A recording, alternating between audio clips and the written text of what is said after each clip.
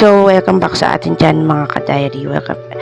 Kung napapansin ninyo, ang mga shots ko ay kuha dito sa kwarto ko kasi madalas mga ka-diary, dito ako nagpo-post, dito ako nag-upload, dito ako nag-update ng mga natin mga ka-diary, mga ganap natin dito sa barangay. Minsan, dito kung minsan naman lumalabas ako, doon na rin ako upload at nag-update kung saan man ako naroroon.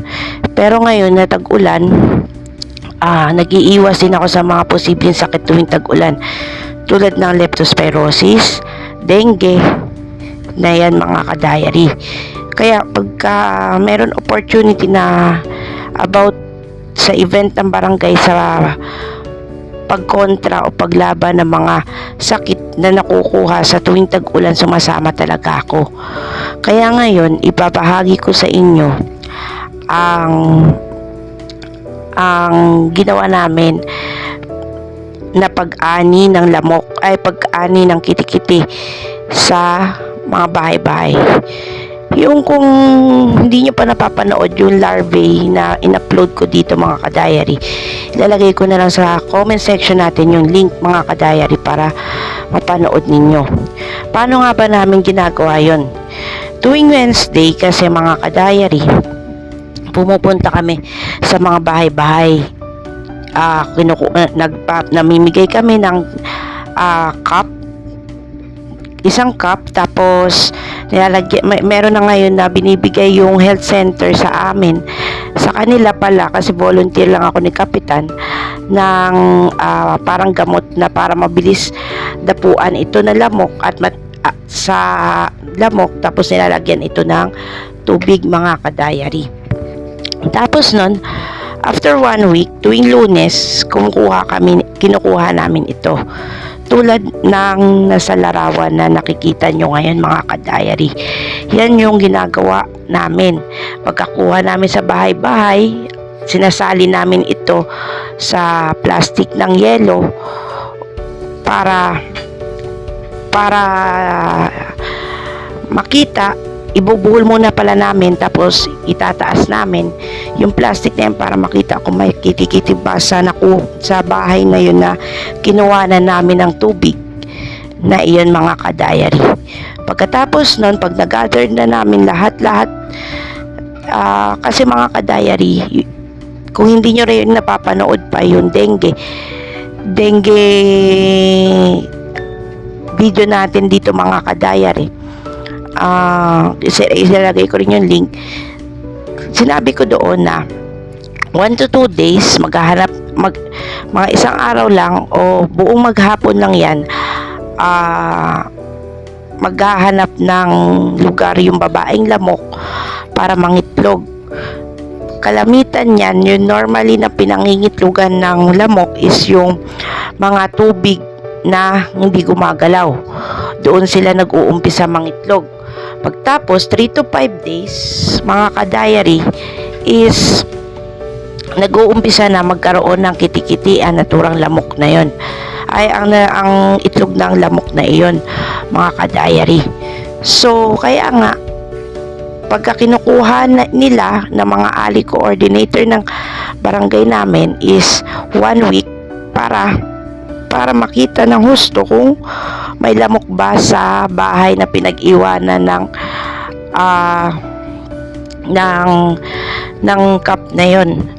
Nilalagay tapos meron silang chart na kung saan doon nilalagay yung pangalan ng pinaglalagyan ng bahay at address nila.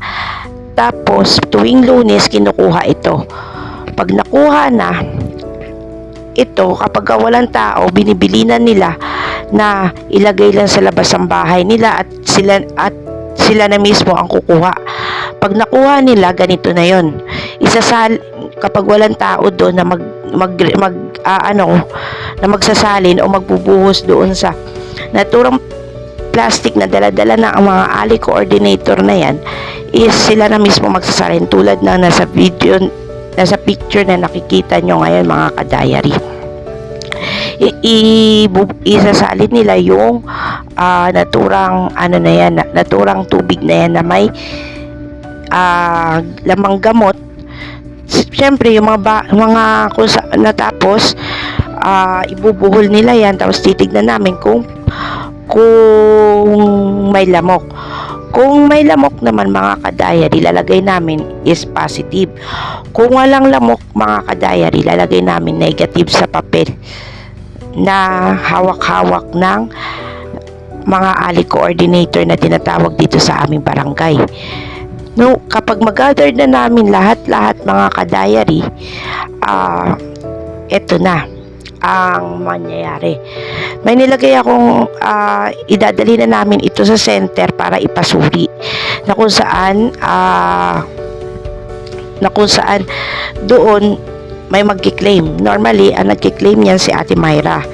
Kasi mga ka-diary, sa part ko sa journey ko kasi dito, hindi lang naman pangangalaga sa kalusugan ang importante, kundi para rin matignan ang estado ng isang tahanan kung positive ba sila sa dengue, kasi nauuso ngayon yung dengue, kaya nga high risk yung may mga tinatawag na high risk sa bawat barangay.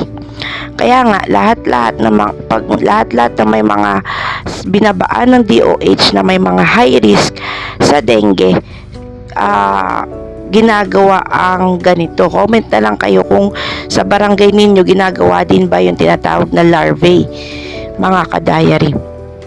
So ayun, pagkadating doon, magpipicture namin na katunayan na kinlaim ng health center yung naturang specimen ng mga lamok, at titignan nila na mabuti kung hindi ko alam kung ano yung proseso nila, pero dinadala na namin doon kasi wala namang binabanggit si Ate Myra kung ano yung proseso nila, kung saan nila dinadala yung may positive na kiti-kiti sa bahay. So dinadala na namin doon, pinipicture ang katunayan na